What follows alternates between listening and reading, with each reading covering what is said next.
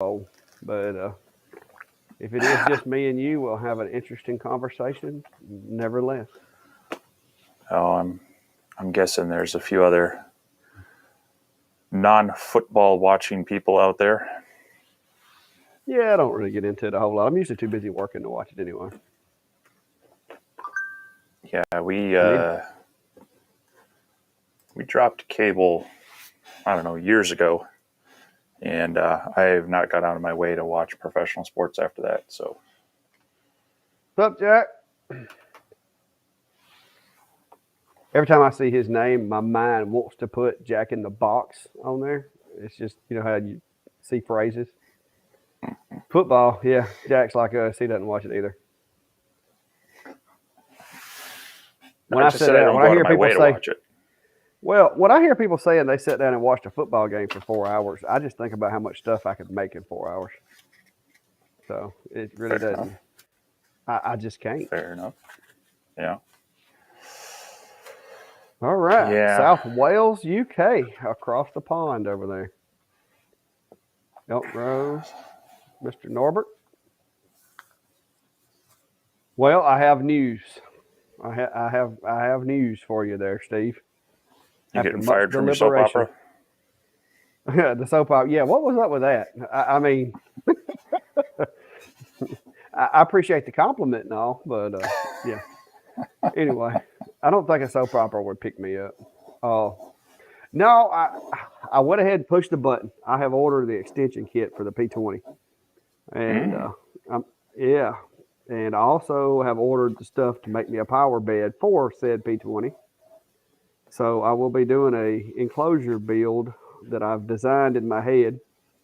I just got to put it on paper, and I'm going to be getting rid of. I've already rehomed my secondary enclosure over here. My buddy that you'll also notice if you can see it. There's another machine hanging on the wall. I had a buddy come and he upgraded his machine, and so he's got his eye on one of my other machines. But I've got to get the enclosure up and going, and I'm going to be putting the P20 with the wide body kit on it into the enclosure that I'm about to start building.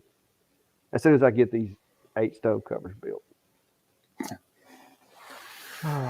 Yeah, I saw that extension kit. That's not terribly bad. It's like what, 170 or something?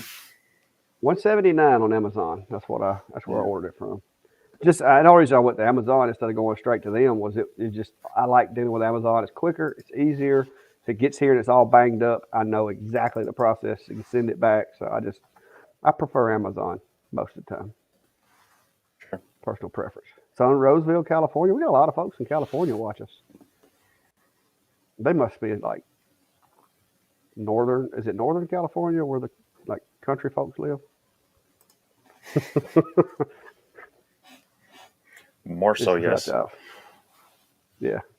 It's hard for me to believe any people from like LA would be interested in watching us. Me especially. You I can see. You I can see. Okay. There's a large maker influence in the Bay Area and such. So yeah, I guess. South Georgia, Broken Arrow, Oklahoma. Let everybody get in here, guys. Questions? Go ahead and post them because I'm trying to watch them. Most likely, California or country folks. Yeah, that's what I figured too. I mean, no, not knocking anybody that's from the cities, but they wouldn't want to sit and watch my redneck self. Houston, Texas. Now, see, that's my people right there. Houston, Georgia, North Carolina. North Carolina's you kind of pushing it there, Jack, but I'll give it to you. Well, it's south for me. Oh yeah. Well, everybody's south of you there, Steve, except for the Eskimos. I'm sure some people in Maine and Canada would differ. Michael's Fab Works.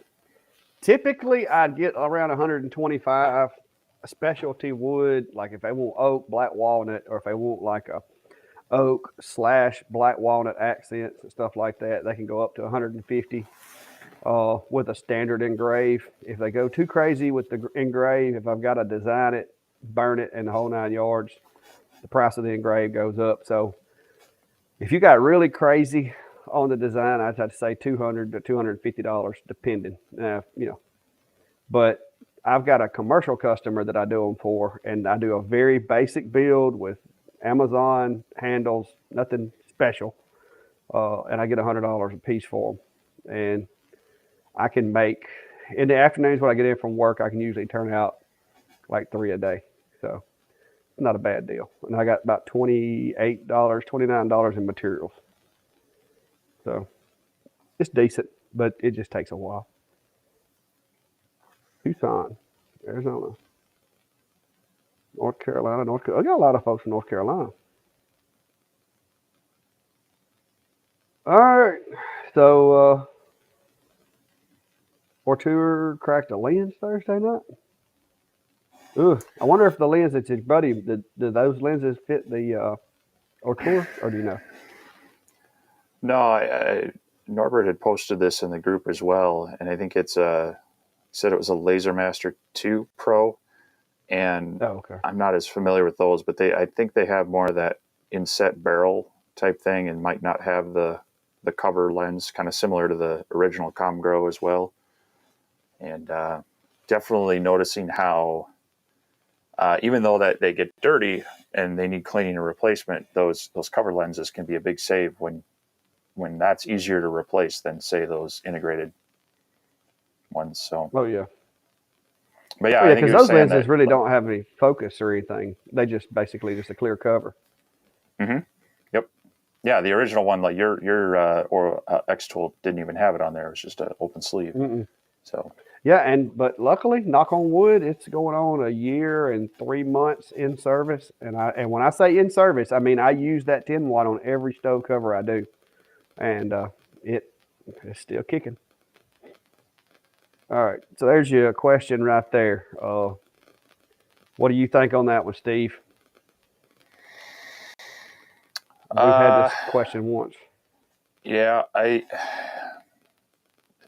well, if you're using the standard cone nozzle on the D1 Pro that it comes with, I would start around, for cutting, 20 to 30 psi, and see how you like it from there.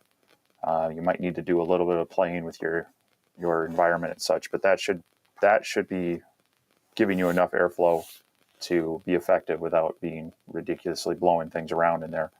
As far as engraving, that's a whole nother story. You can do a lot of playing with your power and speeds with different airflow to get the same results. I like to have, enough airflow moving through to keep that positive air pressure from causing the issues on the lenses, with the smoke and the debris getting back up there. But you can go really light with it. But if you have a powerful laser, you can actually increase your airflow and still get a decent burn with higher power and speed as well. So what's your thoughts?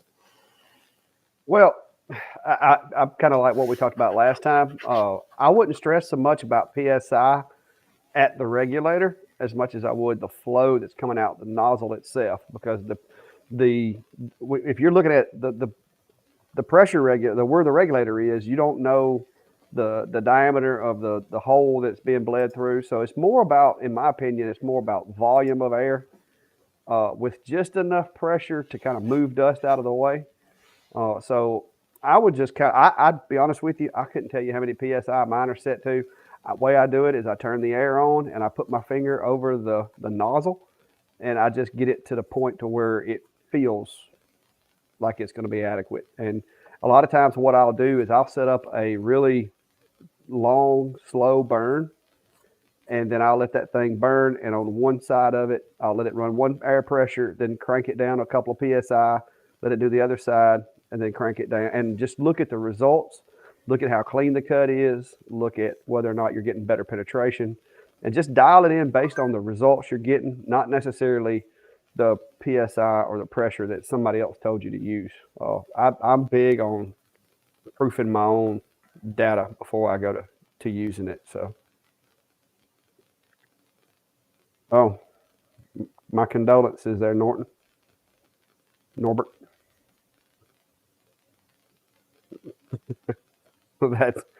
That's terrible. 11 days after the warranty ran out. Is it a Chevrolet? Uh, okay, this is gonna be this is you. This is CO2. Is that crackling on my end or is that on your end, Steve? I'm hearing it. I don't know. I don't know where it's coming Lowest from. power that can engrave brick pavers. That's going to a little bit depend on the type of brick pavers you're using, but honestly, you should still be able to engrave them even with a 40-watt CO2. I played around with a variety of different stone and such on my 60-watt, and I didn't need all the power to do it.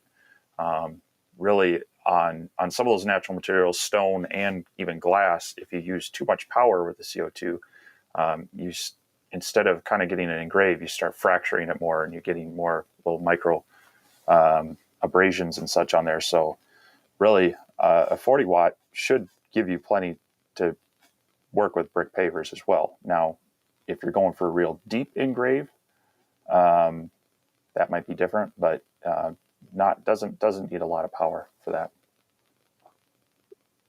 Got a few rocks. I would think it would be similar to slate as far as the power settings. I would imagine.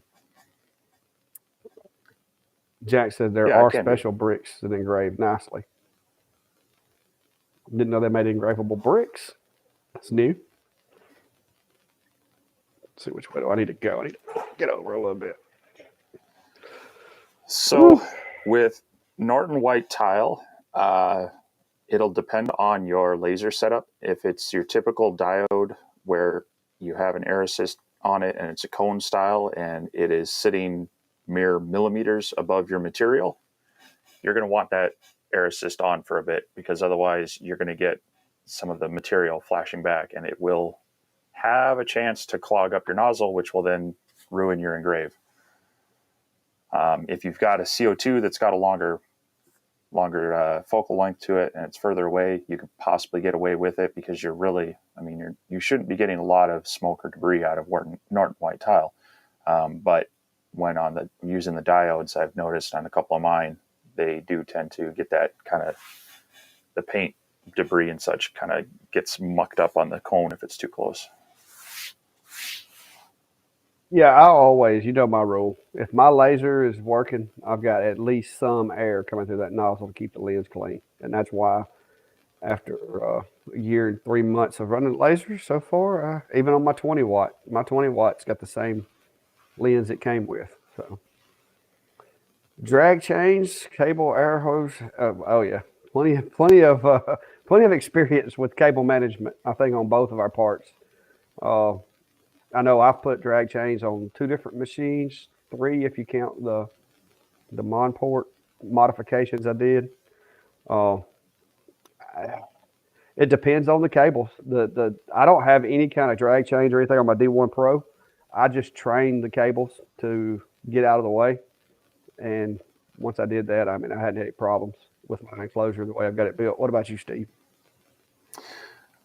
So I've used a lot of drag chains on other machines. I haven't put any on a lot of the smaller diodes, primarily because if I did that, I'd really want to swap out the wiring. That's one of my complaints on these, is they use a very stiff, brittle wiring on these, and with drag chains, they tend to curl the wires more, and so you want to make sure you have some flexible. Like a silicone-based braided wire would be best for these. And the stuff they use is just so rigid that it doesn't like to move around a lot. So that would be my concern, is if I had a machine that I really wanted it on, I would probably look at remaking the wiring harnesses myself out of some better wire, put it in there. They're fairly easy to use. You just have to really support, your both your ends, and you might need to, in some cases, on like my larger CNC machines, I'll make sure I have a bit of a tray that the chain will kind of lay into, so it doesn't want to slide side to side so much. But they are really good at what they do. They're pretty lightweight. You just need to have a mounting point on both sides, and generally you might need a little bit of extra wire depending on how the wire was run on some of these. They get pretty stingy on any extra. Yeah, that's one of my biggest complaints with most of the diodes is if you would just give me like 3 inches more wire. mean, just 3 inches. 3 inches on the gantry, 3 inches on the main run. It would 6 inches of wire. It would be a game changer because it would allow you to do other things with cable management and run those things a little different. But they all want to make them, I swear, within a half inch of exactly how long they have to be. Yeah, and it doesn't help because then you can't even really add any strain relief on those cables, and that's where you end up getting those pins coming loose or wires breaking at the points. Is they don't have the strain relief, and they're flexing right there. So Yeah. But yeah, that's one of my, like I said, that's one of the things that, which now I'm going to be honest with you, the last couple of machines I've got in, it seems that they're doing a little better on giving us some extra, but not a whole lot. Or it's clear off. I have no idea, Jeff. it could be just internet traffic and encoding between the two. YouTube's good at trying to throttle and do some caching as well, whereas some of their streaming services will just pixelate a lot higher.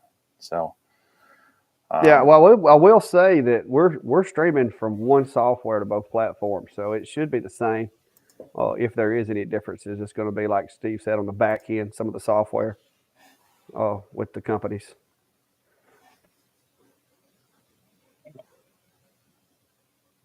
Hopefully it'll work itself out, and it may be one of those things where they're streaming it in standard definition instead of HD because they're not getting it encoded right. But I think they didn't they update our streaming software too, Steve? Because we got this new QR code thing.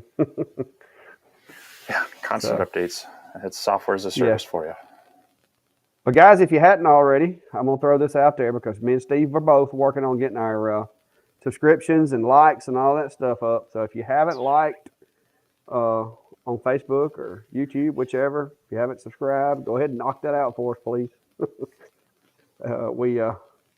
The more traffic we get, the better off we are as far as being able to test out equipment and stuff like that, especially because of the bigger our audience, of course, the more folks that they think will be able to see their machines and so forth. So it's always a help.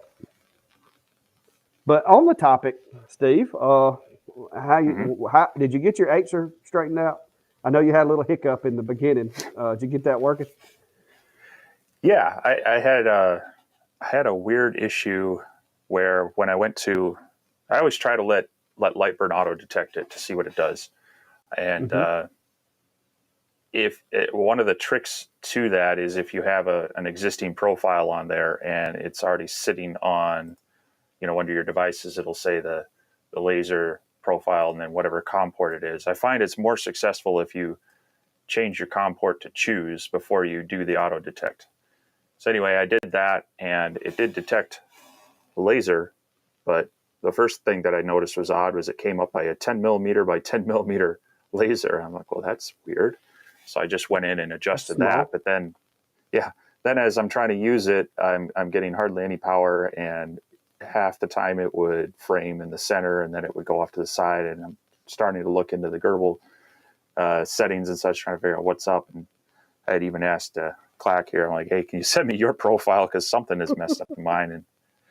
And old adage, just wipe and reload. That's what I did. I destroyed the profile in Lightburn, had to redetect it. This time it saw it's 430 millimeter square machine, fired right up, and it was it was cutting fine. So fine, actually, that when I ran my first power test today, it was a little hot. And so yeah, hey, it's a game changer for sure. Yeah, I was wanting you to say that you had to have me send you my config file to get it working, but you didn't. You didn't fall for that.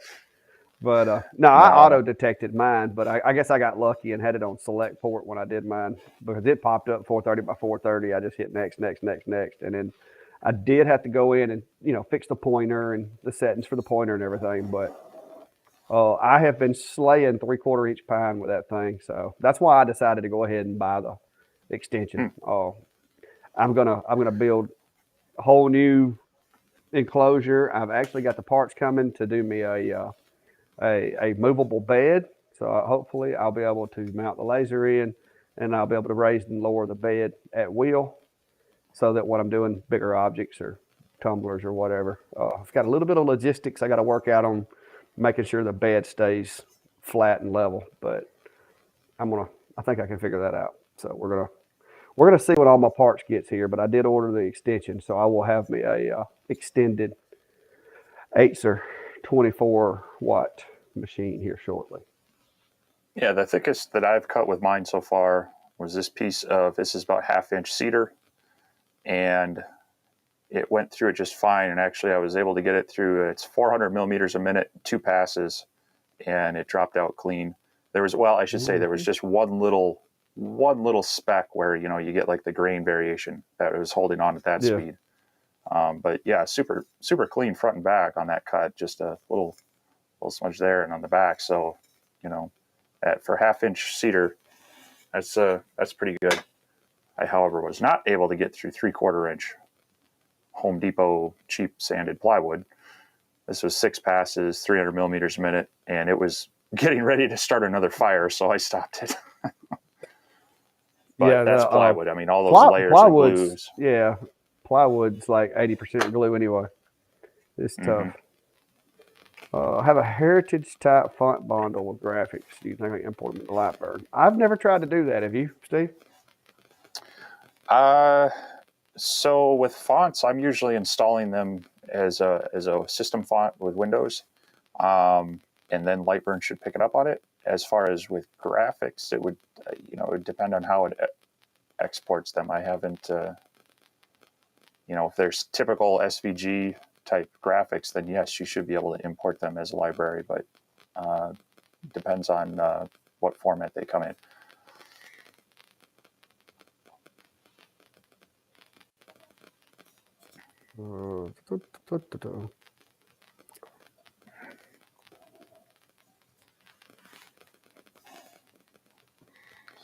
Flood fill.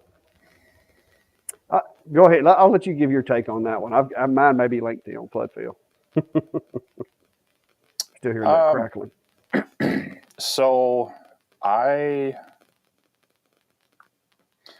occasion, now if I'm thinking of this right, I've had it where, it's jumping around trying to fill the areas and such, and it feels like it'll miss a line or two, and I can't find a rhyme or reason as to why, because sometimes I'll rerun it and it'll do just fine. So that could just be a missed step. The controller sending the stepper motor information, and it goes one step too far, you're going to get a thin line. But I just have to know a little bit more what types of issues you might be having on that. Yeah, the one thing that I will say with flood fill is not always going to help you. Sometimes it'll hurt you. So I like to preview different designs using different settings, because a lot of times flood fill will actually increase your engrave time instead of decreasing it, depending on the white space and the way the graphic is set to burn. I'm not sure what Norbert's talking about on this. Hey, the crackling quit. Might be confusing that with. No, I'm not hearing the crackling, but so I actually posted a video today on the Jacoda laser, and that one has the coiled cable. That wasn't quite the Atezr machine yet. But that was one nice thing on that, is that instead of just the loose cables that are in like the alligator, snakeskin, whatever skin sleeve, they have it coiled up so that it can expand a bit, but as it contracts, it pulls back and helps keep it a bit out of the way, which is kind of nice. So that also tends to be a little more of that kind of silicone type wiring as well. So they did a nice job on that, at least without going full on cable chain. But yeah, I was gonna say my Atezr didn't come with a twisted. Yeah, no. On the fill, a lot of times what I do, especially if they're vector graphics and such, you can also use the option to fill. You can do it in groups, and so I'll try to group them together in areas that are the same, so it eliminates the white space jumping, but then it'll still do it, kind of top to bottom or left to right, however you have your scan angle set up. And so that's an option when trying to play around with your fill settings.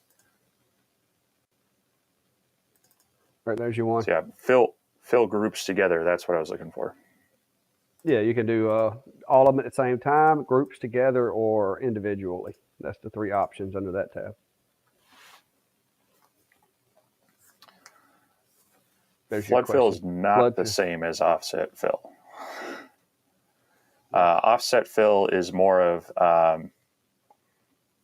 I relate it to like how a CNC router will do a pocket, and so it will start either on the inside or the outside and work out more in like a circular pattern, kind of that doing the outline in or out, whereas flood fill tries to find the most. It'll find chunks and do that, but it'll jump around avoiding the white space. So 1/2 inch plywood, Steve. Have you tried any? I don't have any laying around to try. So here's one thing I did. This is 1/4 inch Baltic birch. So it's not quite 1/2 inch, but it is 5 layers of harder wood. So this tends to be harder to cut through. On this side is just single pass, and it didn't get through any of it. Over here is almost the same. I bumped it down just from 300 to 600 instead of 350 to 650. So this was 2 passes, and it was cutting through that, just doubling up the passes, and that was okay. I haven't tried any 1/2 inch plywood. I do have some here, so I'll be running that through. But again, it's going to depend on the type of plywood, because, for example, this is 1/4 inch junky plywood. MDF. Oh, This is cabinet grade plywood, and the difference is starting a fire and not even getting through it. So yeah, that is 3/4 inch pine right there, or 19.3 millimeter pine. I just cut that today. A buddy of mine come over and wanted to see it do some lifting, and so I cut a circle out of some pine, and you can see that's the top edge, and it's turned out really good. Now, of course, down near the bottom, you're going to start to get out of focus. You're going to get that kind of bad looking charring at the bottom.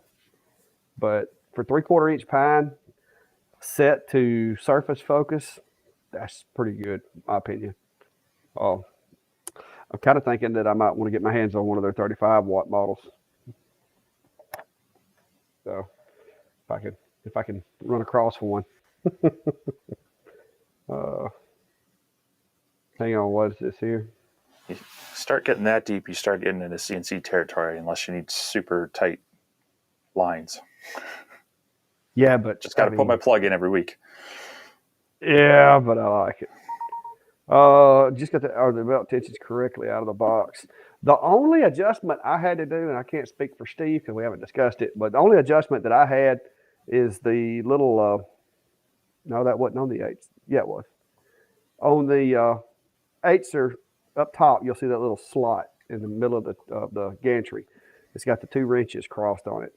The only adjustment I had to make is the gantry was a little tighter than I liked it when I first got it. And so I had to reach in there and that, I'm going to say this wrong, eccentric wheel? Is that what they call that? Yep. I had to adjust it slightly, just slightly, to get it. What you want is you want a good tight movement, but you don't want it too tight. And so I just had to slightly adjust that. The belts, I left them the same. I did check them as I was putting it together. I did the 45 tilt test, and it was acceptable in my opinion. And so I went ahead and went ahead with the install. But then once I got it together, I noticed the gantry was a little too hard to move by hand. And so I went and adjusted that one little wheel on the gantry, and that was it. That's all I had to adjust. How about your experience there, Steve? I had the same thing. I had to adjust the eccentric on the gantry to get that moving okay. And I was trying to remember. I think the belts are pretty close. I may have done a little plane just to check. As I was testing the other one, I was sliding both sides, just trying to see where the sweet spot was to get that smooth movement without a lot of slack. So I think they're pretty close. But again, yeah, you just kind of you want to adjust them until it moves smooth without a lot of jumping, a lot of resistance. You want it to slide down gently at about a 45-degree angle, then you're pretty close. So it's really easy to adjust that on this one. So I was pretty happy with that. Anytime they have those kind of screw-in adjusters versus the ones where you got to kind of just pull on the belt and tighten the nut down, those I'm used to those, but they can be kind of finicky on these lighter weight machines. Yeah. The one thing too that I really like, and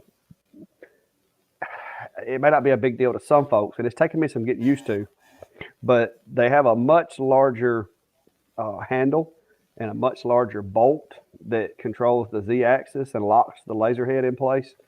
And I know I haven't had a problem with it, but I know a lot of people have had problems with on the X tool, burring up the dovetail that causes it to kind of hang when you're trying to adjust the Z-axis. I like the design of the Atezr better in that aspect because basically it's a flat piece of a bolt pressing into a flat, part of the dovetail. So there, I don't see any potential for damage. Plus, it's a more significant bolt, so you don't have to tighten it as tight to get it to hold still. And I like that part of the design a lot better than what I'm used to seeing in some of the other machines. Yeah, I just wish it wasn't on the back.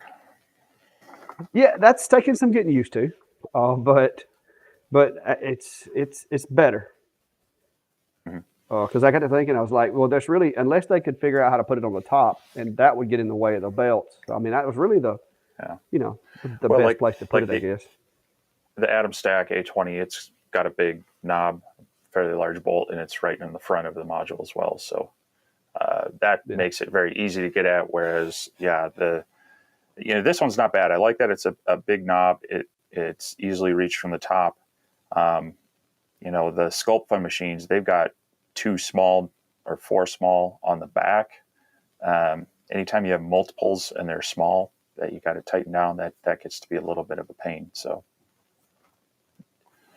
it is nice though. Yeah, I don't like it when it has that bolt kind of digging into that dovetail angle. So, well, good night there, Petey, or have a good game or whatever you're going to do. I love my 2 trees. Yeah, I haven't seen the 2 trees yet. Oh, and I'm going to be honest with you. The way the Atezr is built and as heavy as it is and everything, it wouldn't surprise me for them to eventually come up with a Z-axis for the machine. Oh, I don't know if the controller can do it or not, but it's a very nice machine. I'm pleased with it so far.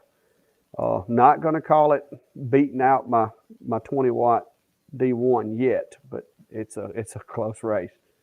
It does have more power than my 20-watt. Despite the fact that my 20 watts on shop air, I'm able to cut 4.5 or 4.9. I'm going to say 3 millimeters per second faster with the Atezr than I can with the X tool. I haven't seen the Atezr tall legs yet, so I may have to check into that. I haven't even seen them on the internet.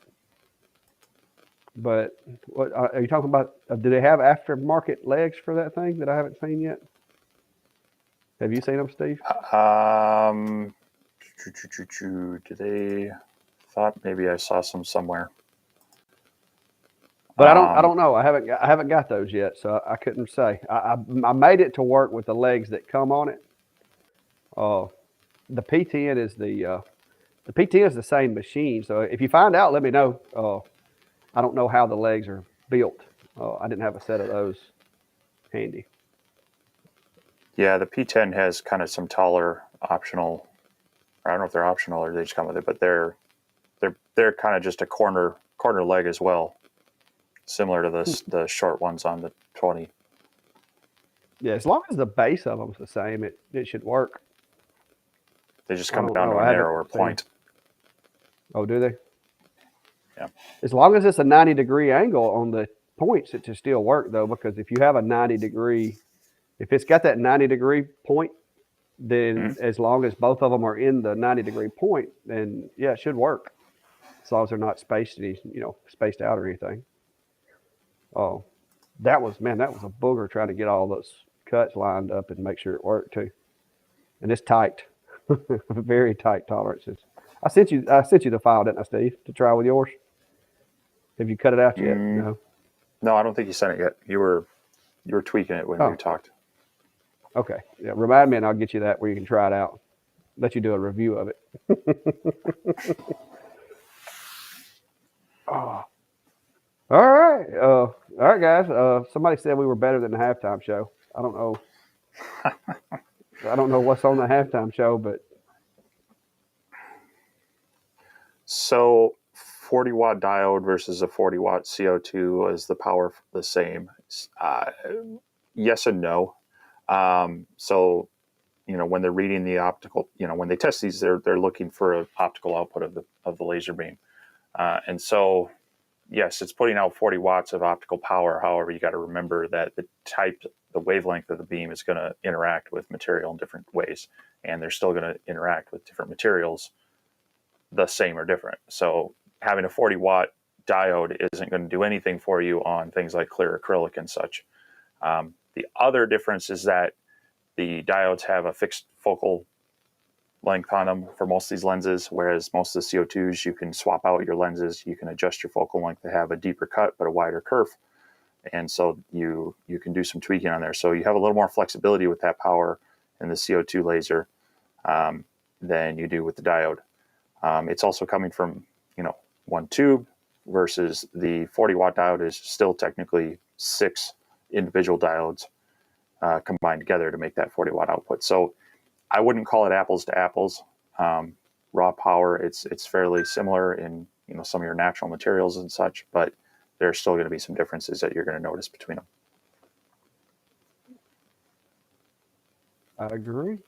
Oh, and I also have me a modification I'm fixing to do to my Mon port, so I can start using it more because that's the CO2s, especially this one, the Mon port, works great as long as whatever you're putting in there is exactly the right thickness so that the focus works out. But I need it to have either a movable bed or either be able to adjust the focus. So I've decided to engineer myself a movable bed inside it. So I got those parts coming too. I just got to get time to do all these projects. I got too many projects, not enough time. Can you show? Ooh, you got your Atezr sitting close by, Steve?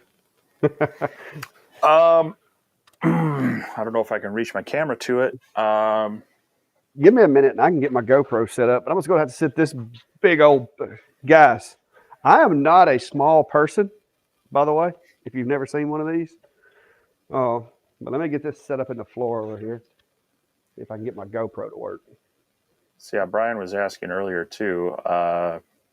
Are your cables hanging inside the frame after the cable holders under the side rail, or are your cables on the outside before going into the gantry? I haven't really looked to tweak the cabling too much, but I have noticed that on the back side, it does kind of catch inside the way it's bent. And so it's underneath and kind of sticking in. I may have ran mine different than yours, Steve, because I actually examined how I wanted to run it extensively before I did it, and then went back and even tweaked it a little more afterwards. Let's see if I can get this camera to work. See, the one time I don't hook the GoPro up, and now I need it. Let's see if we can get it to work. Keep the questions answered while I'm doing my IT work here. For one's in suspense, what you're going to show.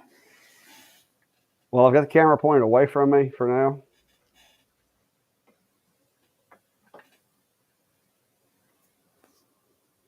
Remember last time I couldn't get it to work because of my other software was bogarting it. Hang on. I'll have to close this. This may kill me altogether. I'll be right back if it does. Oh, okay.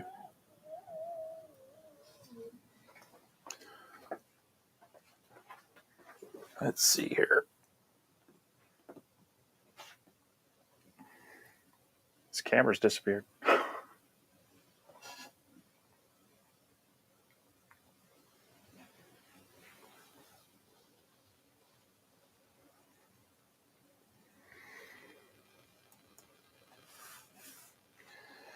Yeah, every single machine running those tests on various materials definitely you can kind of use them. So like when I'm testing this Atezr, I've got the Atom Stack A20 Pro that is fairly close, and so I've been kind of referencing those as a starting point. But like I showed earlier, I this one just burned too hot on this material, so that's why working through some of those tests and being diligent with it is definitely going to help.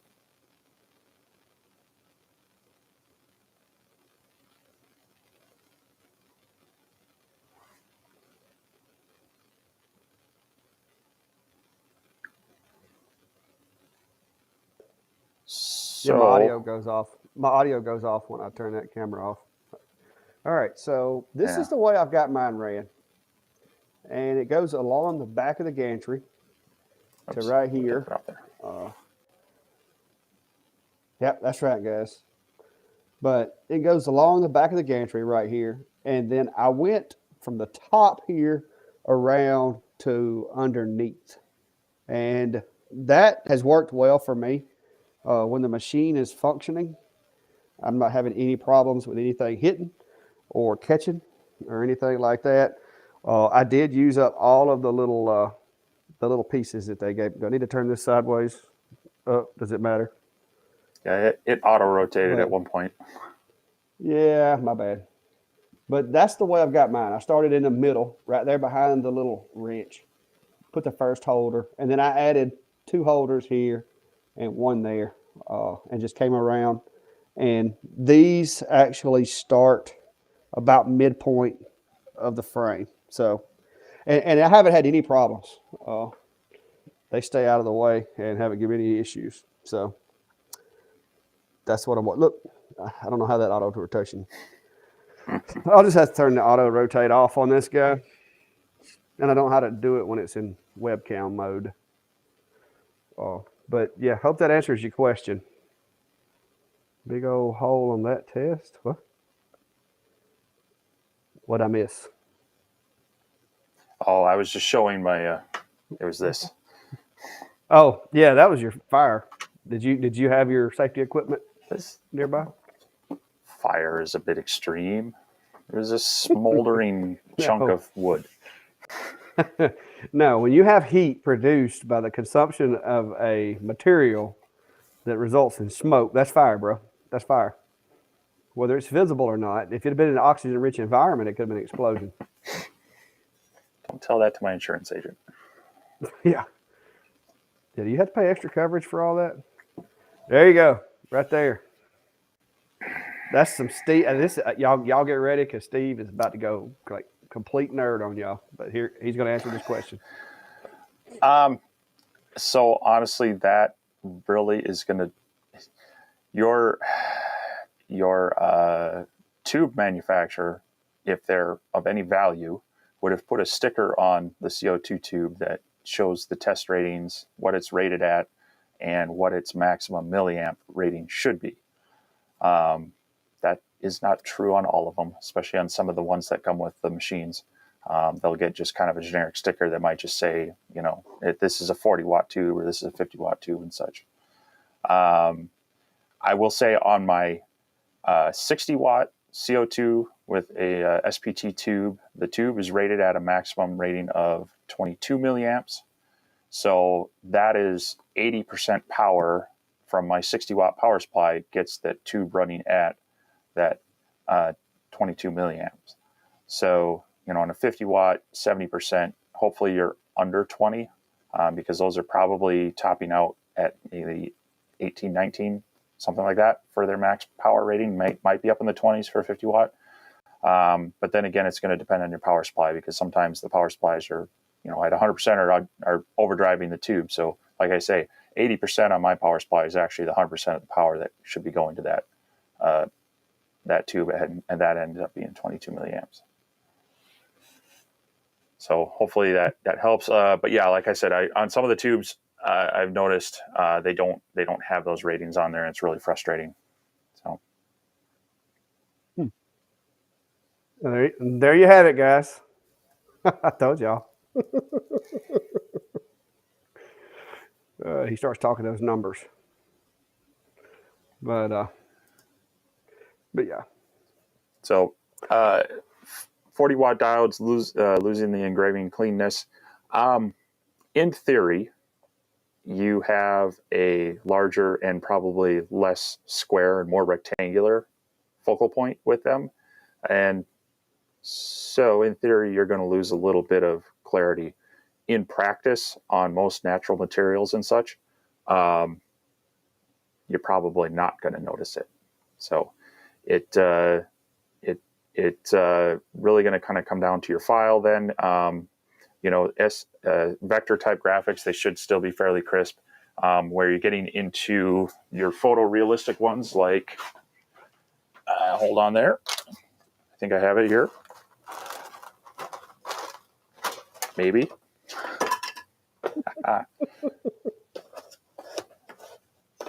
Oh, this is the one I dropped. So this being a vector, it's single power, and this is on this was on 10 watt. You still get some fine details. Where you might start noticing things is, when you get those really fine points on, the tail or the claws, you might start seeing a little bit there.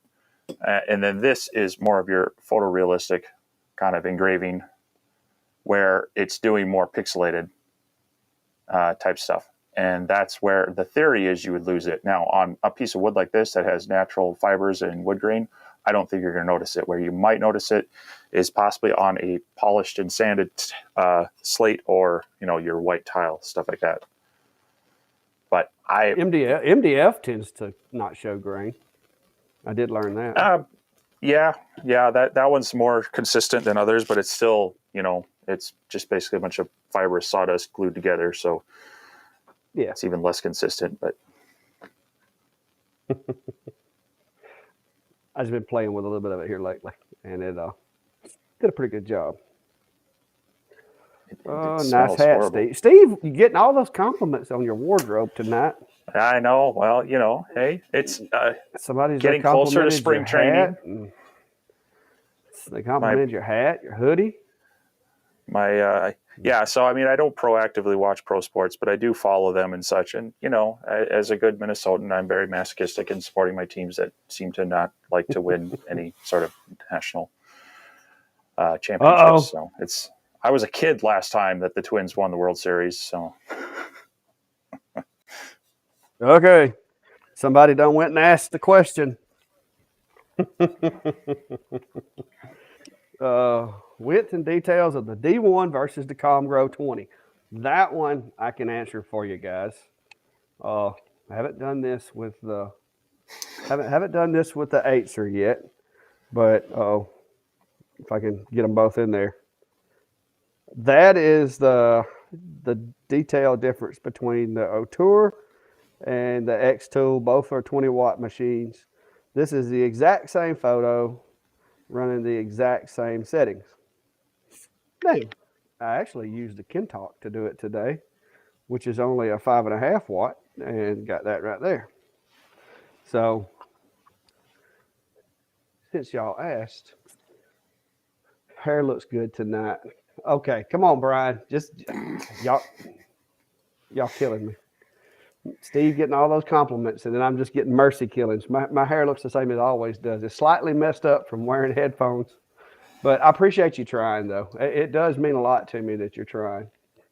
You're going to build an enclosure to include your extension kit. How many enclosures do you have? Yes, Jeff, I'm going to have to. I don't know if y'all saw my short on comparing the X Tool and the Atezr, but nothing I got will hold this Atezr, especially when my extension kit gets here. So yes, I will be building a new enclosure. It is going to have several upgrades from my old enclosures, including a bed that will raise and lower electrically. I've got the parts coming, waiting on everything to get here, and whenever it gets here, hopefully I can make it work correctly, because I've got a lot of money invested in parts. So we'll see. But give me a second. I'm gonna burn something right quick while we talk. So I'm gonna let you answer questions for a second, Steve. Yeah, that's one thing with the Atezr is that it is 28 inches front to back, and so it's just big enough that it doesn't want to normally fit into even some of the commercial fabric enclosures that both Clack and I have.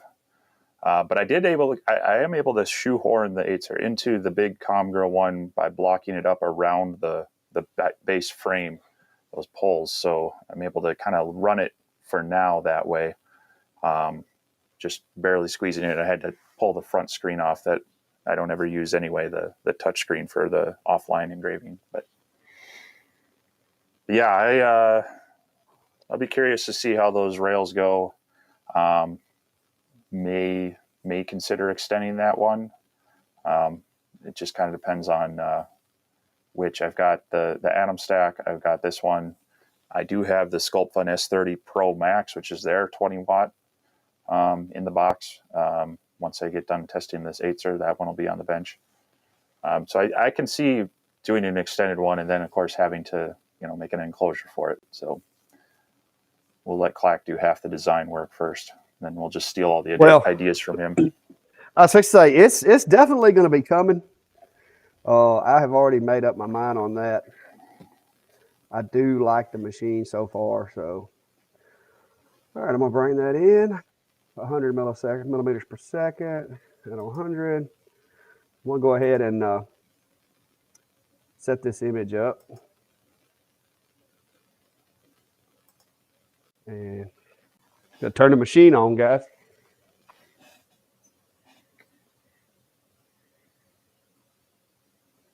Oh. Woo. Multitasking.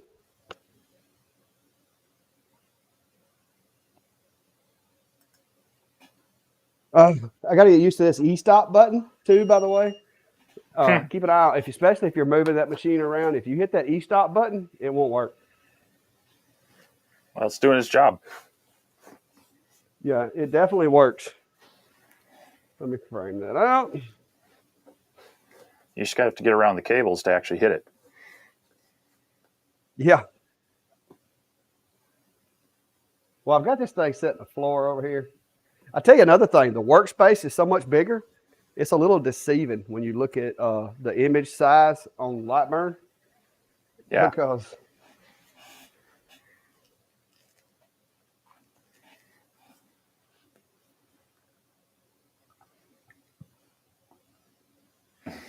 all right.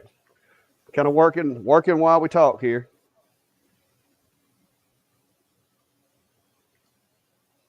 Question is your hoodie laser rated? Yes, it is. That's why it's orange. It blocks lasers. All right, 100 millimeters a second, 100% output. Yep. There we go. Yeah. In a few minutes, I will have this done with the Atezr over here in the floor. So let me swap my little camera over here on. Yeah, see guys, putting in the work for you guys. Putting in the work. Oh, that's MDF too. That stuff's not nice to be around. No. But anyway, yeah, okay, I'm safe. I can't see it from up here. All right, did I miss anything while we wait on that to finish? If I could stand it. Order the extension kit for the Atom Stack.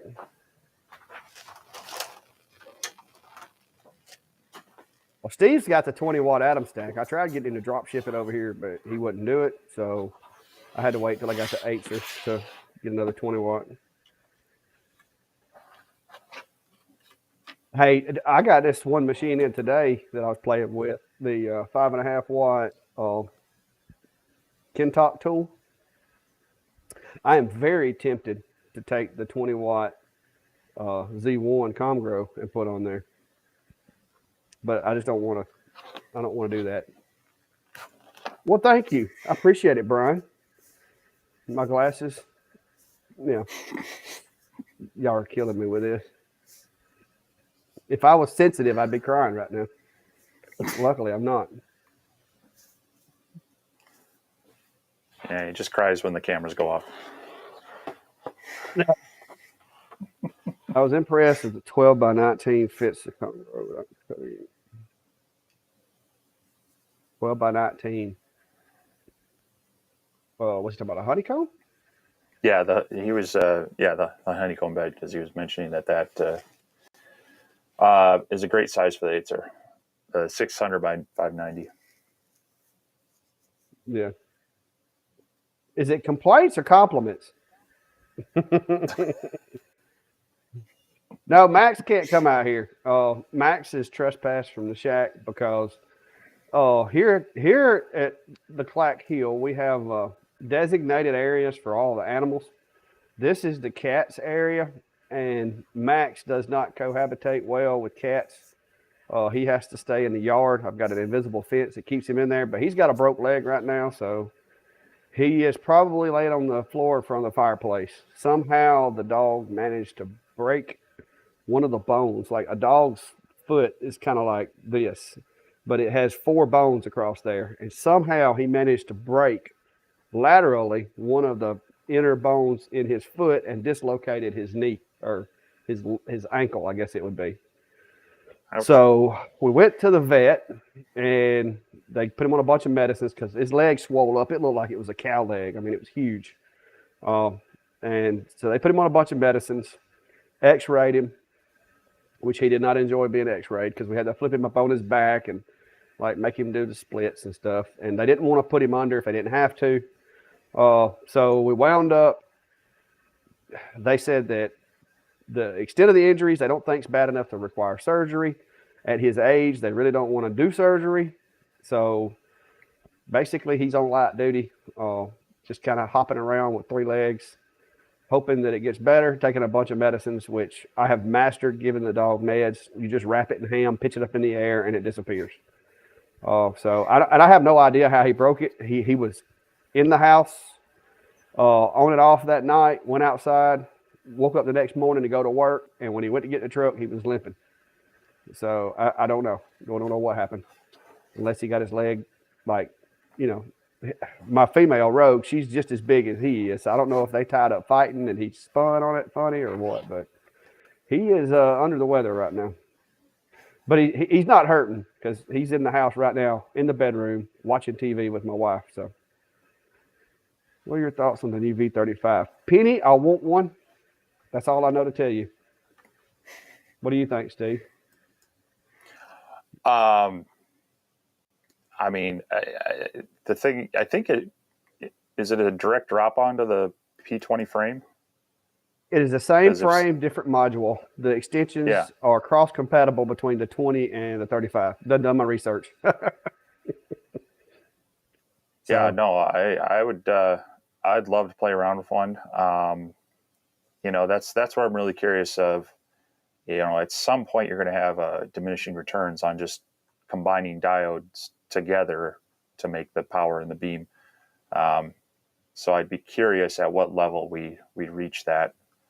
But if you're looking to do a lot of cutting and want to speed it up, great. If you're wanting to cut thicker things, it'll get you probably a little more thicker, but it's not like going to double your capacity for cutting. There's the focal distance of those diodes just kind of goes out of focus, so you're throwing more power at it, but it's still spreading out about the same distance. So if you're looking for speed versus more thickness, then yeah, I think it's definitely going to be an upgrade that some people are looking at. But the thing I go back to is you start getting into these machines that have those 40-watt diodes, and you're getting into $2,000 machines and such in some cases, and there's still some benefits to a diode over a CO2 for the portability and the lower maintenance per se on it. But you're starting to get into the price range where you might want to be considering a CO2 laser at that point.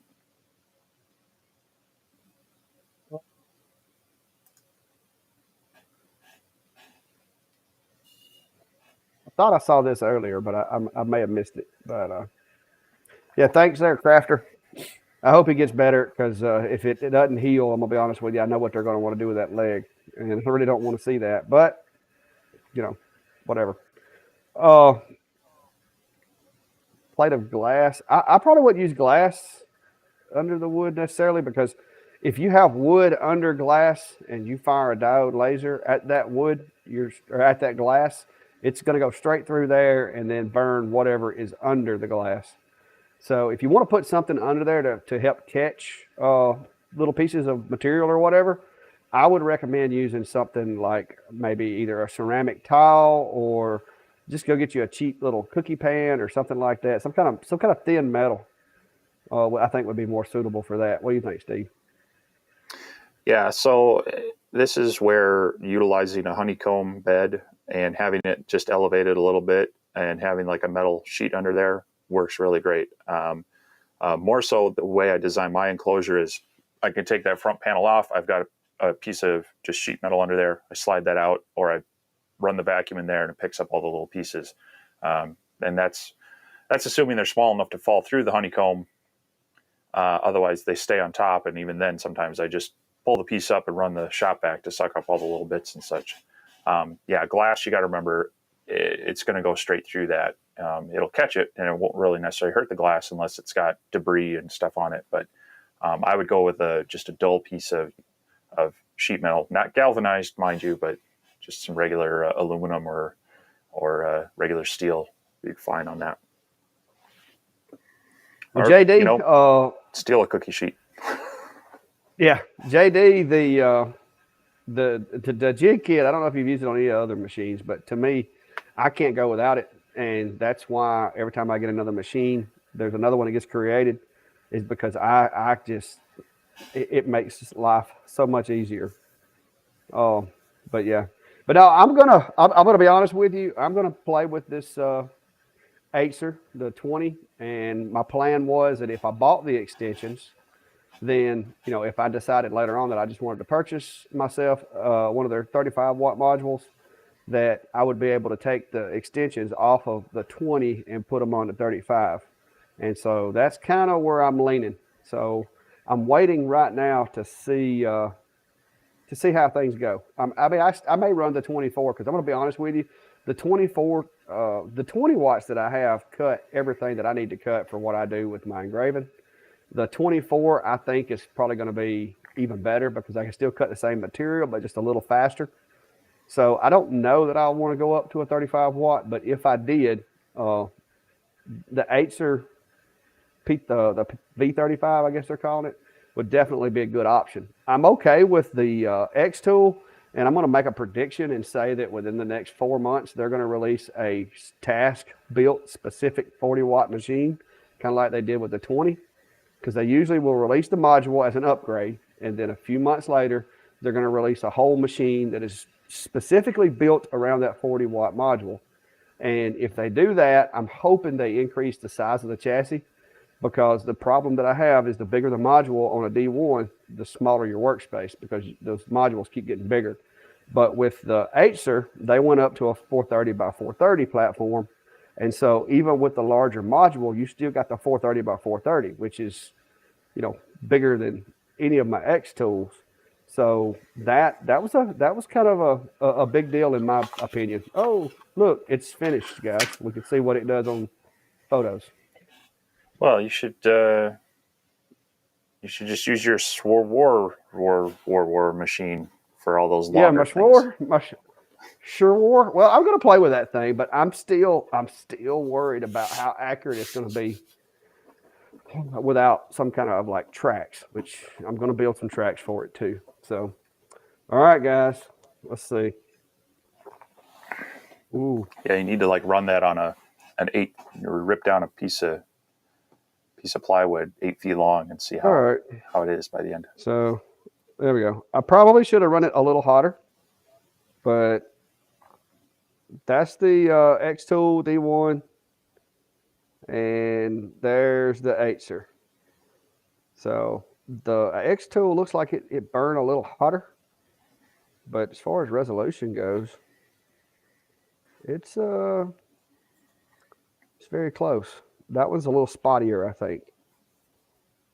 I'm gonna be honest with you. That's pretty good results. So there you go. Wouldn't have hurt to have run it a little faster, maybe, or a little slower. I'm pretty sure I did 100 and 100 on the other machines, but yeah, there you go. So it actually does pretty well on photographs. And of course, there's the Atezr Comgrow. So yeah, so yeah, it passes my test for photos as well. Pizza pan cooling rack. Yeah, that works. Yeah, no, that's it doesn't need to be expensive and fancy. So, did we answer Penny's comment question? Which throw it up. The one that you have see on the it, throw it screen up. right now. It's on the screen right Oh. now. It says all I need to cut. You Oh, threw yeah, it yeah, up yeah. there. I wasn't sure if you're going to comment on that. My bad. I squirreled when I heard Yeah. the machine home itself over here. No, that is not my wife. That's actually some picture I got out of the archives or something off of what is it, the National Archives or something. I just downloaded a black and white photo. That way, there's nothing other than just downloading it off the internet. It gets burned straight that way. All it needs to cut is a quarter inch, and just want to score my design. Problem is the size of the working area more than anything. What machine are you talking about there, Penny? And what size work area would you need? If Penny didn't leave. Yeah, well, she was asking about the new V35, and so yeah, there again, if you're looking for working area, quarter inch plywood, a 10-watt can, 20-watt obviously is going to do it a little bit better. So, but definitely looking at a lot of the lasers have extension kits to them. I know like SculptFun has their, what is it, like 930 square, but the thing that I get concerned about that is they're using that 20 by 20 extrusion, and I just can't see that being very sturdy at that size. Whereas, the X tool and the Atezr, they've got more of that C-channel style custom extrusion that they're using that's a little more stout. I would be far more trusting of that to hold up in the longer lengths. So yeah, this the Atezr's chassis is definitely not going to be given any because it's more of a C, like you said, a C channel. Let's see, 430. What is 430 millimeters in inches? Let me check that out. Okay, so 430 by 430, Penny. That's what this machine is advertised as far as the work area. That's in the standard formation, the square style. And that comes to be 16.929 inches, which means the largest possible circle that you could cut with this machine in its current configuration would be 16.929 inches. Now, I would probably just keep it at 16. That way it gives you a little bit of margin of error so that you don't have to worry about it, bumping the edges or whatnot. But if you're wanting to do anything bigger than a 16-inch circle, you would have to have a double extended machine to go any bigger than that, which means both the X and Y axis would have to be stretched. Now you could do 16 by, I know I did a research, and once you add the extension to this machine, it extends it to 850 millimeters. So that's, I think, 30 something inches. Yeah, that's 33.46 inches. So you would be able to do, I would say safely, you would be able to do a 16 by 32 square. But as far as a circle, if you're doing it oblong, you could make it bigger. But yeah, if you're wanting to do 17 to 19 inch and 22 to 24 inch circles, you're gonna have a hard time with any of the diode lasers that I'm aware of, unless Steve knows of something. I was just trying to think through the geometry, depending on the design. You say wood door hangers. Yeah, I was gonna say, if you can angle it in there, so you've got a little bit extra length, so you could, angle it and maybe squeeze in that extra half inch or so. But yeah, with a circle, that's one of the limitations there. Yep. I was going to say, my 60 watt CO2 is about 17 and a half, 18 inches by 28. And so Yeah. that would be pushing out there. That's where I'd be using the CNC machine. Yeah. Or you do like I do when I'm doing 24-inch circles. I've got a 12-inch little thing that I made on the laser where you put a push pin in one end and a pencil in the other and just make a circle and take it over to the bandsaw or grab a jigsaw. That's how I do them. Yeah, that works for me. Yeah, 16.93 by 33.46, Brian. That's what I'm looking at. That's what I'm looking at going to. So we'll see. I'm gonna try that thing out. Let Steve know how it works. I'll be cutting out some massive signs. All right, so we're at an hour and 11 minutes. There's some good news, and that's nice that Atezr got back to them. They're going to go ahead and replace that for you. And that's definitely nice to hear about places, because that's a concern of everyone: is will you actually get after support on products? Yeah. And when I did my Laser Master 3, I briefly had to talk with their support about a couple issues I was having, and they were fairly timely. Of course, you got the time delay, but I generally heard back within half a day or so, and it's great that they're going to replace that for you. So, yeah, Petey, if you're going to be doing those door hangers, like I said, if you'll downsize them to 16, yeah, the Atezr would work. Especially, I don't know what kind of wood you're using, but I know this thing it'll blast 6mm MDF in one pass. And I've cut, like I said, this thicker plywood, any of the 1/4-inch plywood should be able to get with one pass. I wouldn't see, unless you get some of that crazy hard stuff that Steve finds. Then you might have to bear down a little bit more on it then, but I still think it would do it in one pass, because it'll cut. I can get it to cut through 1/2-inch cedar with 2 passes. So it's pretty powerful. But 16 inches, a lot of door hangers. I do those too. And I've had requests for 24-inch ones, and I've got 2 more over there already cut out that have nothing on them. But like I said, I just use a tool and make a circle and then cut it with a saw and try to smooth it out best I can with a sander. There you go, Steve. That's a question for you. Some more of your geek speak. Yeah, I haven't done the latest firmware update. It's been cold, so I haven't wanted to spend the time out. So yeah, with my 1Finity, I upgraded it from the woodworker to the journeyman, which goes from like a 32-inch to a 48.5-inch wide, 49-inch wide gantry last year. But with that, I was also going to throw on a spindle that's controlled by a VFD, and then actually get that plugged in through another controller to have the speed controlled through it as well. So I have a lot of plans for that, but I haven't done that yet. Luckily, I have experience with Raspberry Pis. I've played around with them on a number of things. I built a Pi arcade with them and such. So, it's extra, and it can be a little unnerving. But the nice thing on them is that you can literally reflash them with an SD card. So you can screw it up, but usually you can recover it. You generally don't brick them, the hardware, by flashing them wrong. So, not that it can't happen, but yeah. Let's fix that. You're going to say that, and then you're going to be like, "Hey guys, you can brick one." Yeah, yeah. But no, I haven't been in a rush to do that just yet. We'll let it be a little more consistently warm out there. I don't know what you're complaining about, Steve. It was like 70 degrees last week. I mean, it was nice. You still got snow on the ground up there? Yeah, of course I got snow on the ground, but it did hit. You got into I think it hit 40 this weekend. It was sunny. It was warm.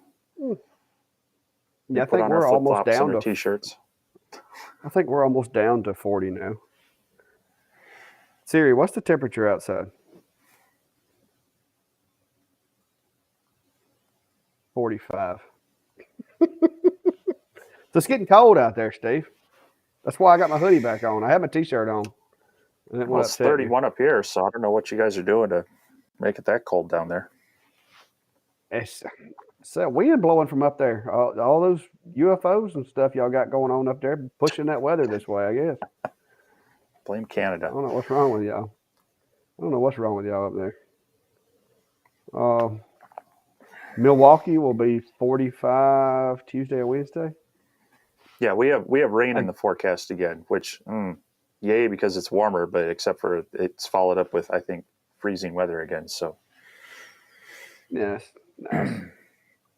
But- All right, Michael, have a good day, man. Yeah, we done run over our time limit. We're just hanging out now at this point.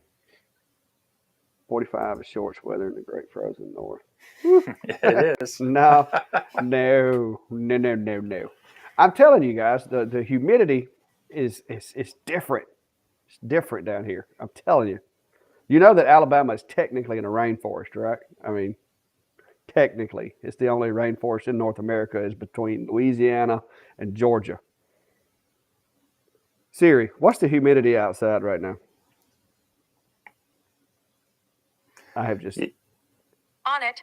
Oh, On it. Siri don't even know. See, it's so high, Siri can't even find out. Still All right. working. See, okay. The temperature here, like I said, it's right around 30 degrees. Would you like to take a guess at what our humidity is right now? 40%. 84. 84? You got to remember, it was a sunny, Wow. warm day. It was melting all that snow, and all that moisture is now in the air, and it's a cold moisture. Yeah. I could see You also got to that. remember, we'll go out in shorts and a t-shirt in 45-degree weather because 2 weeks ago it was, 30 below wind chill. So that's like a 70-degree flipping temperature. Oh no! Hey, now Feels you pretty do good. have some swings up there. I got to give you that. See, it's only 64% humidity here today, but it's because Yeah. it's got cold. It did rain Yeah. yesterday though. But no, it's just different, man. I went to New York one time and it was snowing and like 32 degrees, and I was in a t-shirt and I was like, "This is cool." But down here, 32 and snowing and it's rough. Maybe it's got something to do with the gravity. Who knows? Yes, I do use Steve? VCarve Pro. Yep, there you go. Yeah, for the CNC.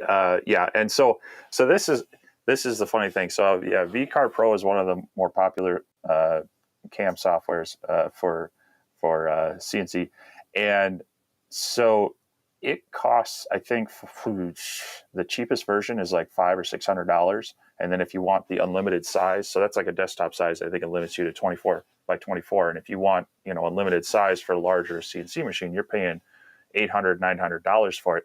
So when people complain about paying for Lightburn at $60 to $100, I kind of go, oh man, don't jump over into the CNC world. It'll hurt. So you've been trying to talk me into it, and now you're telling me this. Well, it's not cheap. There are other options. You can, to an extent, you can use Fusion 360, and that's got the stuff in it as well to be able to send to most encoders. But how do you now? Because I just so happen to have gotten Fusion 360 after my free subscription ran out. I went ahead and bit the bullet. So I'm still learning, though. Still learning.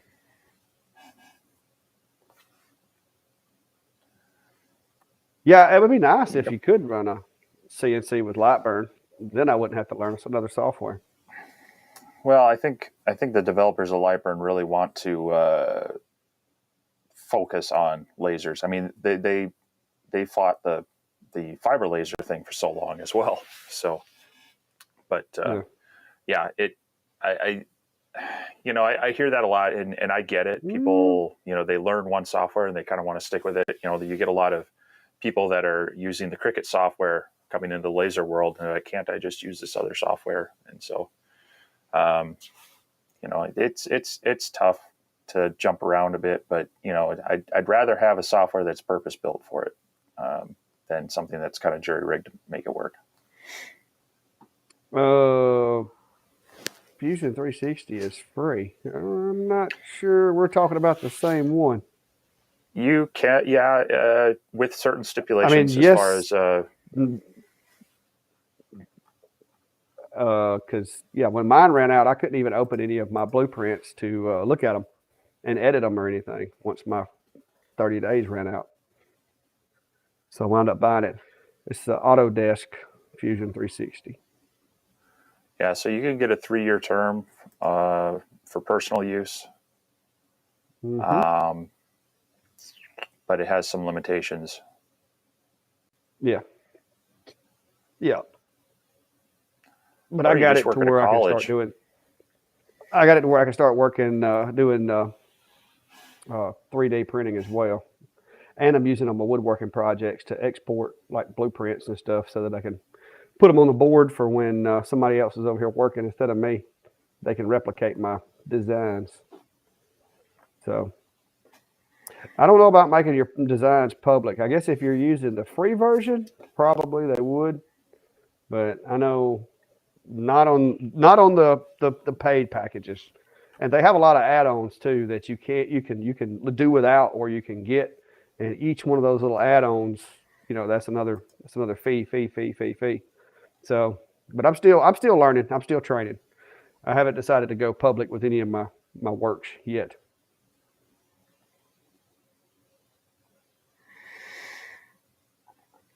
But Hey, you yeah, I just do need I to work go at ahead. a college where you get access to most of that software. Well, I worked at a college, but in the capacity that I worked at the college, they didn't think that something like that was doable, and I actually had to quit that about a year ago. Well, actually, So Autodesk, they moved to basically just they provide the licenses to educational institutions for free. So as long as you have a .edu email, you can actually go activate a 1-year license for most of their products. But again, that's within the realm of you're doing it for education and personal use. When you start actually yeah. producing things out there and selling it, then you are breaking those terms, and you Well, I should be paying figured for if it. I So went to try, yeah, if I'm gonna be using it and doing YouTube videos about it, I probably just need to go ahead and pay for it. so so, but it's really really handy for building designs and being able to test everything and basically print myself out a cut sheet.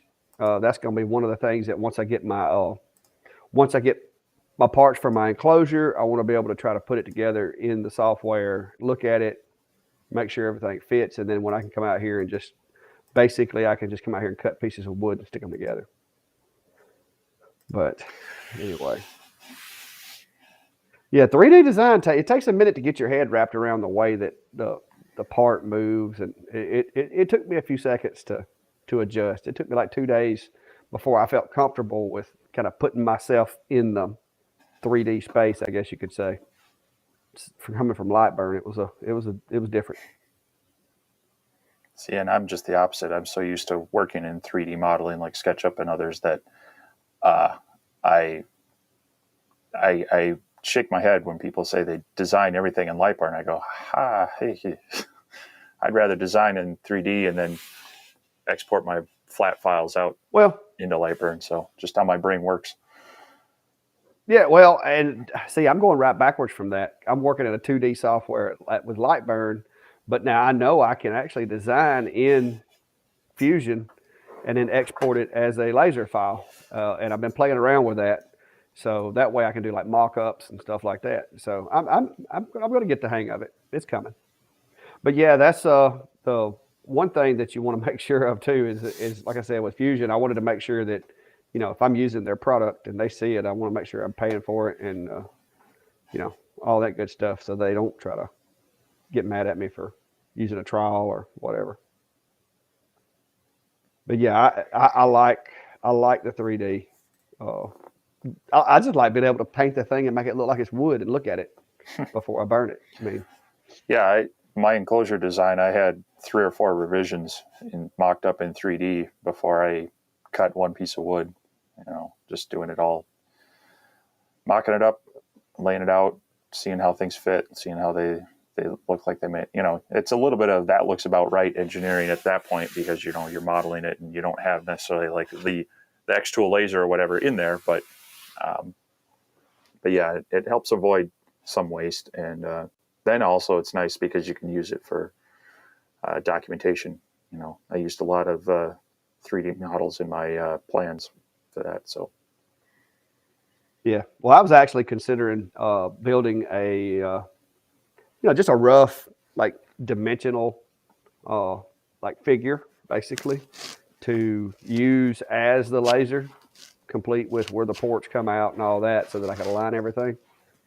Oh, but that's going to be a lot of work. So I may wind up just throwing some plywood in here and going to work, but I'm going to try it anyway. Oh, groove. I think they're talking to you yeah, about Brian, the CNCs there. a few years ago when I was at Rockler, they talked about a CNC guild group. So I don't know if that's the same one. I thought they were meeting on Thursdays or something, and I'm not sure that I ever was able to make it up that way. But that was at I think that was out of the Burnsville Rockler there. But yeah, it's always fun. I actually, the Minnesota Woodworkers Guild does an expo, and they're moving it to the Canterbury Downs place to have more space. And one of the guys on there keeps bugging me about coming up there and doing some laser demos in the Meet the Maker group. And I may or may not do that. I'm not sure. We'll see. It's in October, and I got some time. But some of those meetups are fun. Get together with other people doing similar stuff. Yeah. Speaking of which, we've got one coming up in September that we'll be doing here locally. Myself and a whole bunch of other folks from the area are going to be at a little local. It's basically like a local outdoor nursery, flower shop. I mean, they do all kinds of stuff, but we got it coming up in September. I think May is going to be there, and a bunch of other channels from around my area. So that's going to be cool. You should come down. Jump in your car and just drive down, Steve. It's about 16 hours, I think. Yeah, a couple of monsters, a cup of coffee. You'll make it.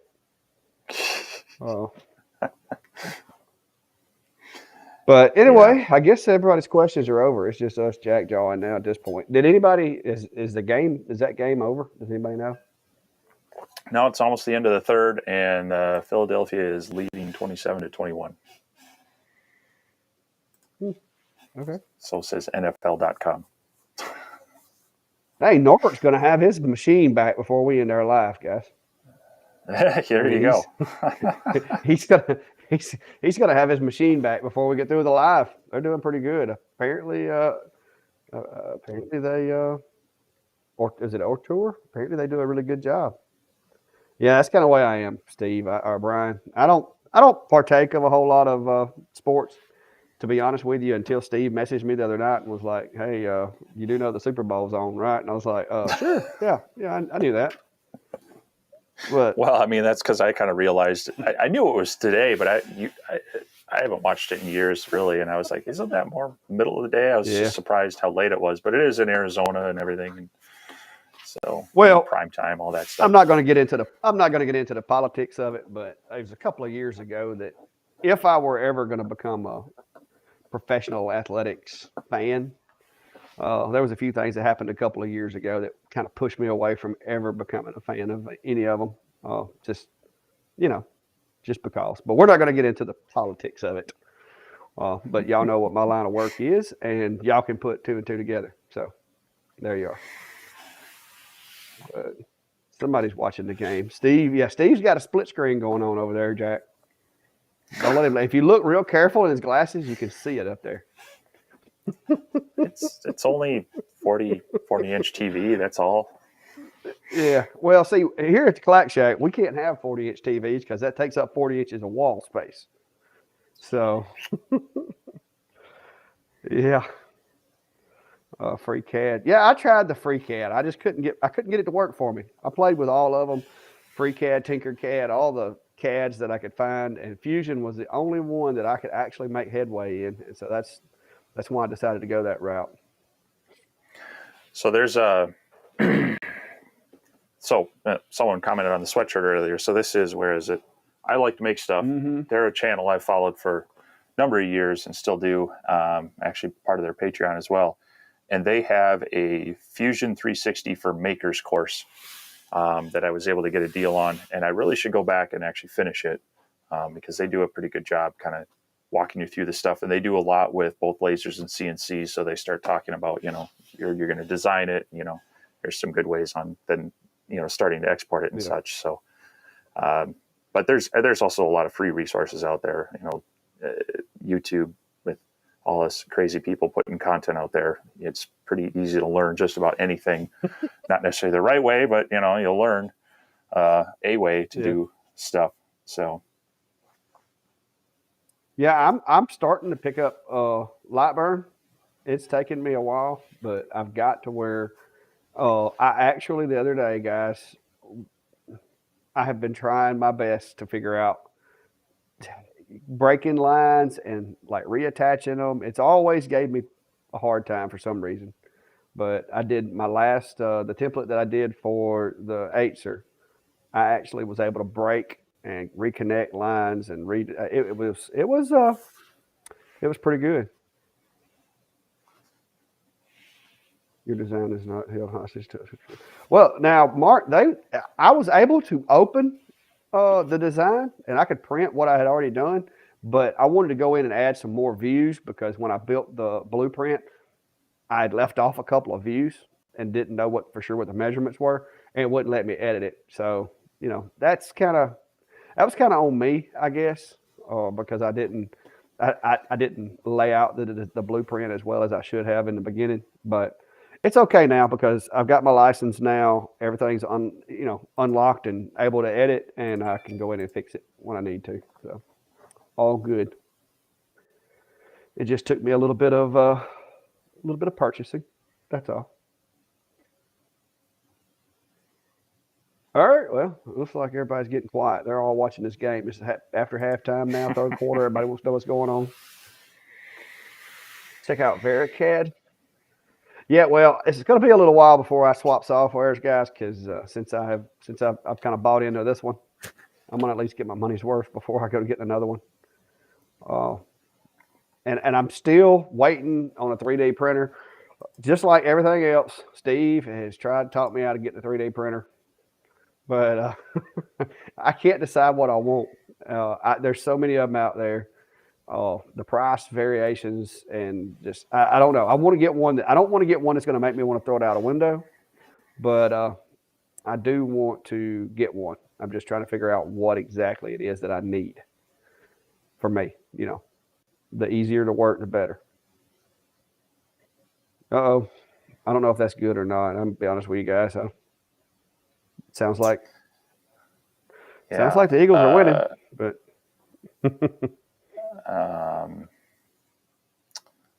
yeah, I mean the Ender series, the Ender 3 Pro is probably the most popular one. It's fairly inexpensive. I'm not going to say that it's problem free, but if you run into a problem, you're going to probably find a solution or 10 from various people online because it's so popular.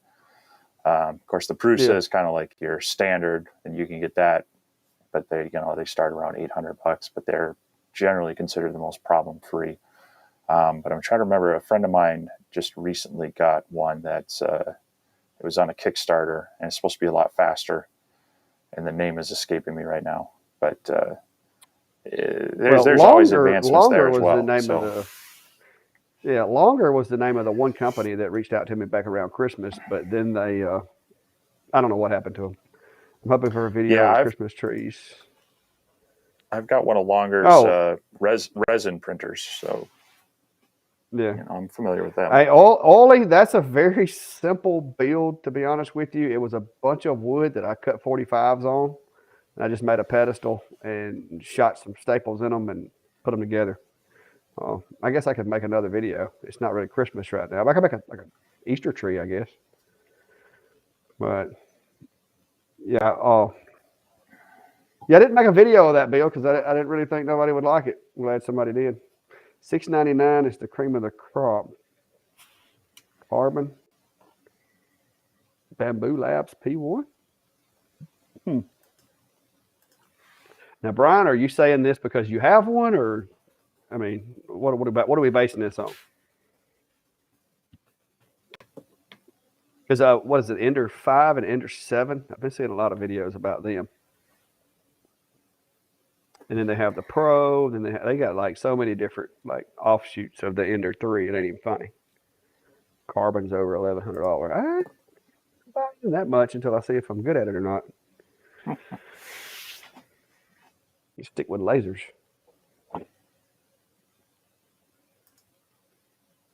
Not a laser design. No, that's not a laser design, Ollie. That was a chop saw set to 45 and some scrap lumber that I had laying around. I had a photographer sent me a picture she found on Pinterest or somewhere of basically somebody else's photo setup. And she's like, hey, I want 3 of these trees. And so I had some real thin 3/8 inch pine that I had cut for some siding. And I just put it in a chop saw and cut them at 45s, took another piece of wood, set it as a center, and just stacked them and shot staples through them. So it wasn't a laser project. I do a lot of actual woodworking projects too. That's how the laser thing began in my shop. Was I bought the laser so that I could burn my logo on woodworking projects, and then the laser just kind of took a whole life of its own, and I started making more money using the lasers than I did doing woodworking, and so then I incorporated my woodworking into custom laser pieces, and now I just stay really, really busy. I got this big dry erase board over here that is slowly filling up with orders. So I'm gonna get caught up one day. I'm gonna take some vacation, get caught up. I get yelled at when I do that. Yeah. Now I could build a design like that on a laser, but it would be limited to a 16 by 16 or so. But I could build a design in the laser software for that. Huh. Now the laser. Now in the laser. Oh, got into it because of me. Well, don't blame me because it gets expensive. I'll throw that out there. Oh, because you're gonna be like, man, I got a laser. Now I got to have this. Now I got to have that. And now I got to have this. And I'm at the point now where I got to have a bigger building, guys. And you don't want to know how much that's going to run me. I'm just hoping that I can get it by the time I retire. Workshop's never big enough. Today. Yeah, my next one is going to be substantially larger than this one. And me and my wife just had the discussion today about summer's coming, and it gets up to about 130 in here in the summertime. So all this exposed tin that you see up top, sometime between now and about April, I've got to get some insulation, and I've got to insulate it, and I've got to seal this thing up, and I'm going to put me in luckily I've got a brother-in-law that does AC, so I'm going to put me in a mini split so that I can have some air conditioning out here, which coincidentally now the mini split will also do heat as well. Mm-hmm. So I'm trying to save my pennies for that right now. But yeah, I built my garage 14 years ago, and it hasn't seen a car in most of those years. But when I built it, it was planned to house a couple of cars and have a small workbench, and now it is completely overtaken by woodworking gear and CNC machines and lasers and other things. And I really wish I would have done. I should. I keep threatening to throw in a mini split because it would be less expensive to heat and cool. But maybe we'll see. Maybe this summer I'll get that done. But either way, come July, I'll be out in the shop. It'll be a little warm, but it won't be 130. Oh no, dude! I will show you if I'll have to show you. But seriously, well, the tin roof, the behind me faces south. Now, when I put the wall boards up, there's no insulation behind those boards. There's just tin on the other side of those boards because this was literally where I kept my tractor and my boat back when I had a boat and stuff like that. So I decided to make it into a shop. I got my sawmill and I milled those boards and put back there on the wall. But there's no insulation in there at all. There's just tin on the outside of it. And I don't want to go dump a whole bunch of money and try to insulate the whole building because I do have a plan, hopefully within, I'm going to say 3 years, maybe 5 at the most, just above here where my chicken pen is. I'm going to relocate the chicken pen this summer. My chicken pen's getting moved over to the other side of the house on the other hill near the bees. And once I get the chicken pen moved, I've got to start cutting some trees and clearing the property. And I'm going to get a buddy to come in with his bulldozer and just grade everything for me. And I'm going to try to go ahead and get it prepped for building. And I'm hoping that the building can be maybe like a 30 by 60 is what I'm hoping. I don't know if it'll fit, but if I can get rid of enough of those trees, maybe it will. And then if I can do that, I want to have woodworking area, laser working area, and then of course like a, just a little office type space, maybe, a studio, so to speak, to where I can do my computer work, keep up with my books for the business and stuff like that. And if I need to, if a wife kicks me out, I can crash there for a day or two. But anyway. After I bought a few, I got myself a few days. The Valentine's Day gift was a hit, so I'm good for now. As long as I can remember the anniversary and all that, I think I'll be good. We'll work So for you got to be gear. like me. I can forget the birthday, but I won't forget the anniversary because it's 3 days later. Yeah, well, my anniversary is 2 days before my birthday, and that was intentional. Mm-hmm. My wife's birthday is actually Christmas, so that one's pretty easy to keep up with. So I think I'm gonna be okay. I'm gonna be all right. But spare bedroom, slowly taking over the game room. Yeah, I don't have a spare bedroom currently. I have one young adult and one kid that still lives with me. So right now, there are no rooms at the inn. I have a Creality CR10 Smart. Yeah, I've heard of those, but I haven't. Like I said, I'm still kind of up in the air over what kind of machine I want to get. But I'm gonna be getting one soon, hopefully. All right, guys, it's an hour and 42 minutes. We have went way over our allotted time. Oh, and it's starting to get cool out here, Steve. I've got my little propane patio heater over there going. But anyway, if you haven't, guys, hit that like, subscribe, hit the bell, all that good stuff. I hate saying that because it's just so cliche. But realistically, guys, it does help us if y'all hit the bell, if y'all hit the subscribe button. It does help keep the lights on here at the Clack Shack. So if you're interested in the content or some of the videos that we have, just hey, keep coming back, keep hitting that button, and we'll keep doing them. Because we were kind of up in the air over whether to reschedule tonight, but I'm glad we didn't.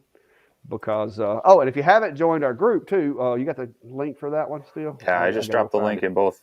I put it in both YouTube. Is that the ones. group? Yeah, we've got our laser community group, which is basically just the guys that come here. Y'all can share what you've made, what you've done, kind of chit chat back and forth.